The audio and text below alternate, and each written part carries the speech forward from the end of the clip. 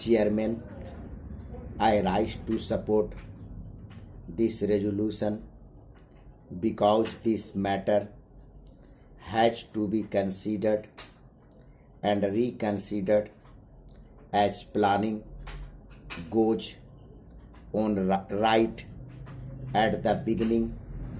I must say that this village industry, despite all brave talk on the part of the planning commission and the government, has been given a back seat by the planning commission, and I think a lot has to be done in order to reorientate the entire approach with regard to village industries.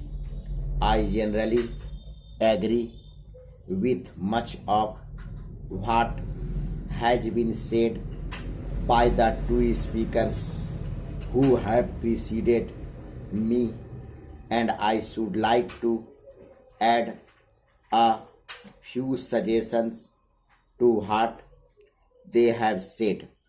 Now, even when we were fighting the British, one of the indictments against the British rule was that it led to the reunification of our village and cottage industries.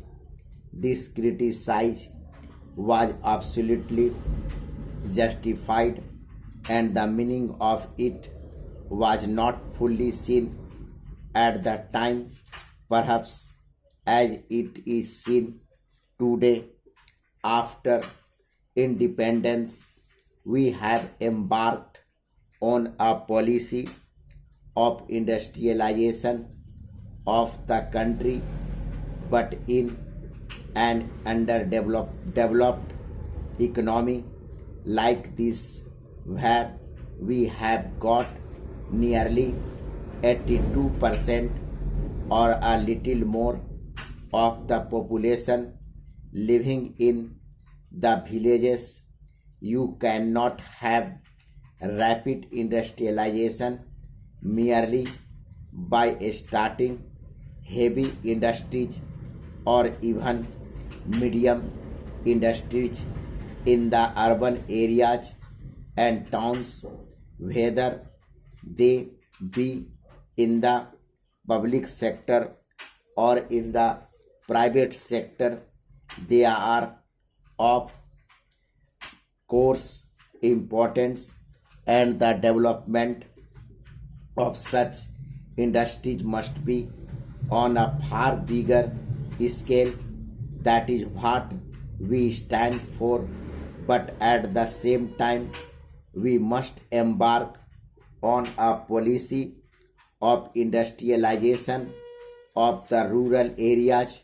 Today, there was a time when capitalist economists almost took it for granted that with the development of capitalism, rural industries must go, and in fact, in Europe, in the beginning of the 20th century, we saw in Germany and other places many small scale and villages industries going out of existence as capitalism grew. Monopoly capitalism, which is growing in our country, also has a tendency to crush the small and medium industries, let alone village industries.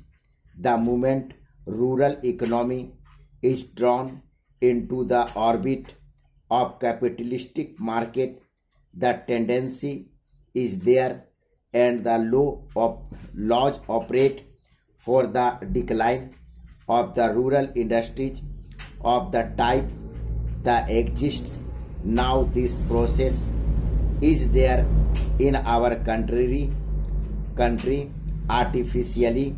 We are trying to maintain some paragraph change.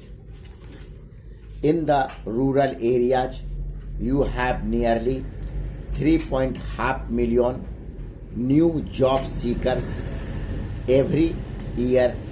Rural industries must be viewed from the larger angle of industrialization of the country, from the point of its employment potentialities, and also from the point of view of rising the standard of living in the country. Yesterday, here the Prime Minister was saying that unless agriculture looked up, national income would not go up still higher and the standard of living would not go up. I entirely agree, but then in the rural sector of our economy, we must develop simultaneously the other sector that is called the rural industrial sector for promoting rural industries on a large scale. That is not being done. Now I found in our country and we heard complaints that these industries were not getting help. The artisans are not only not taken care of, but they are sent to their doom by the government in many places. I found that in the south also many fine handloom industries which should be nursed by the government and developed with all the attention and care are allowed to go out of existence.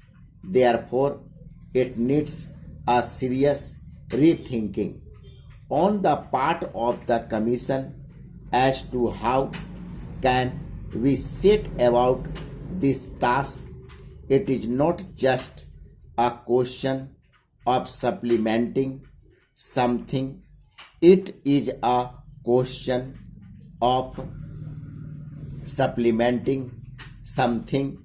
It is a question of developing a dynamic sector in our economic life in the countryside. Because we cannot envisage a situation where industries will be developing only in the towns and the problem will be solved. Bigger industries and certain other medium industries we certainly develop and should develop in the towns. At the same time, small industries through cooperatives, state sector, individual enterprise, and through artisans should also develop in the countryside. This is how we can set up the rate of industrial progress of the country. These industries can cater to the consumers' needs to a considerable extent, relaxing our pressure on imports and also helping the development of certain vital industries. Apart from providing employment, the employment question is very important now at the time of the last general elections.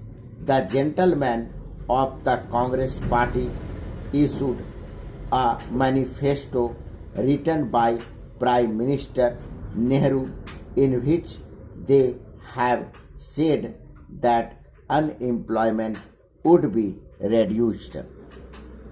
In the course of the next 5 years, at the time it was 53 lakhs, now when they went to the third general elections, the unemployment has gone up to 90 lakhs, and we are told by the Planning Commission that in the course of this 5-year plan it would have gone up to 12 million. That's all.